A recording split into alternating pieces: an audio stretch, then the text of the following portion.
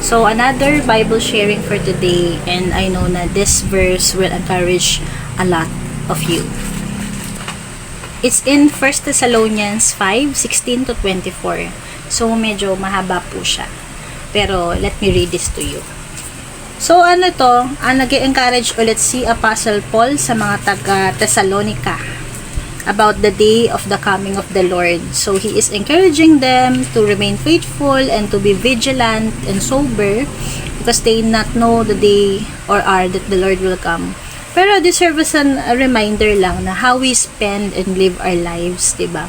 Kasi umabot naman sa kapanahunan natin na hindi pa naman bumabalik si Lord kasi matagal na yan Bible, New Testament, so Bible mga 2000 ano pa to, after Christ pa to. So kung sabihin nun, the Lord is really faithful that He is giving a chance na He's giving a lot of time, diba, to give us a chance to repent and to come to Him.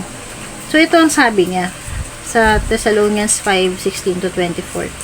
Verse 16, rejoice always, pray without ceasing, give thanks in all circumstances, for this is the will of God in Christ Jesus for you.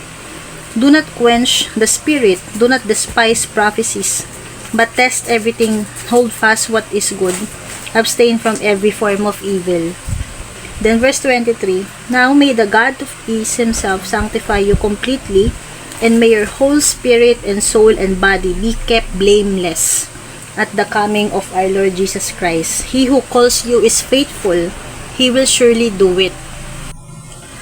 So napakagandang encouragement from the Lord. Lalo na sa mga panahon ngayon, sobrang applicable, sobrang relatable. Rejoice. So, dinevotion ko na to last time sa Philippians 4, diba? Na ibig sabihin nun na magdiwang, yung joy natin is not based on our circumstances but based on the character of God. So regardless whether you are suffering or you're going through a hard situation, you still find joy in the midst of it because you have the Lord. Then pray without ceasing. Huwag daw tumigil manalangin kasi yan ang weapon natin.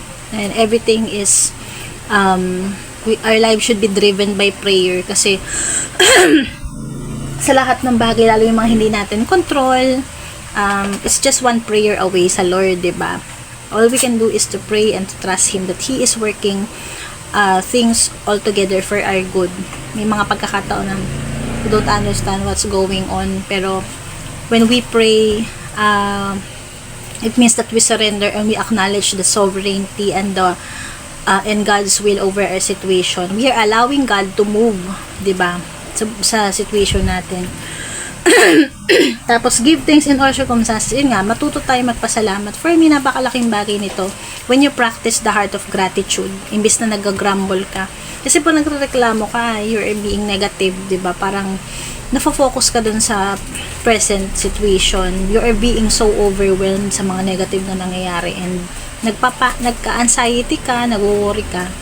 But when you learn to be grateful and to isipin mo kung ano yung mga bagay na dapat mong ipagpasalamat sa Lord. Kahit pa paano mapapansin nyo, try nyo, mababawasan yung anxiety, yung worry, yung fear na nasa heart mo. Napapalitan siya ng heart of gratitude and nag-overflow yung parang nag-worship ka kay Lord. Kasi mas marami tayong dapat na ipagpasalamat kaysa sa higit na mas marami tayong dapat ipagpasalamat kaysa dun sa mga bagay na yung nirereklamo natin o yung mga bagay na hindi natin nararanasan, diba? Or kung nafo-focus tayo dun sa situation natin, mas marami tayong bagay na dapat ipagpasalamat.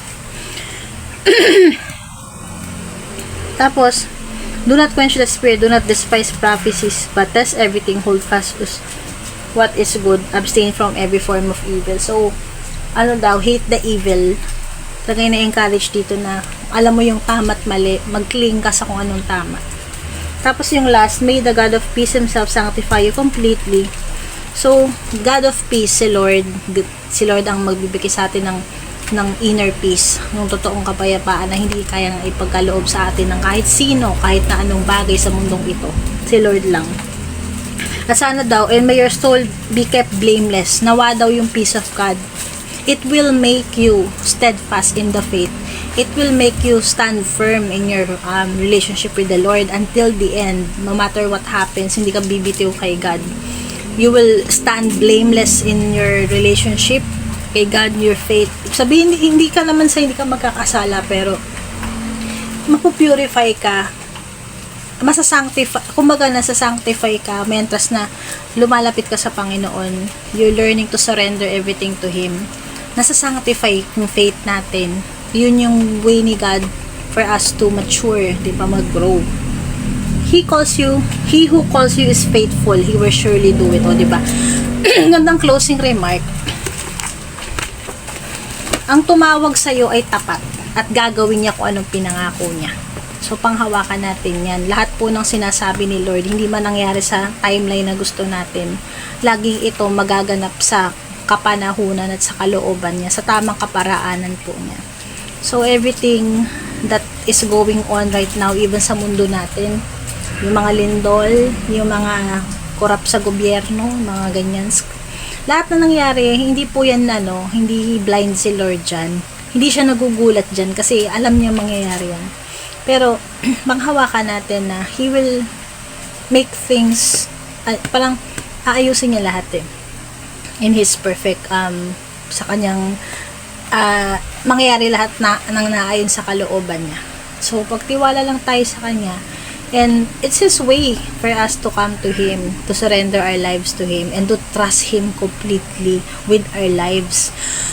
Kasi, most people, they go through life, parang they think na my life is my own, I'm going to do what I please, but it's not.